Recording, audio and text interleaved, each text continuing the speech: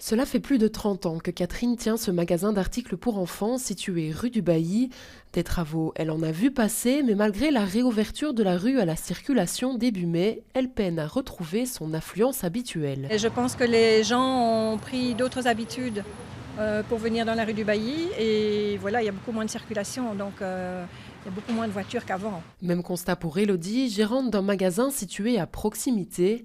Elle aussi a vu sa clientèle fortement diminuer. Des clients fidèles, mais qui venaient d'un peu plus loin, donc c'est-à-dire des gens qui n'étaient pas du quartier, qui venaient du fond de Uccle, de Rhodes, voire parfois de Waterloo, de Bercel.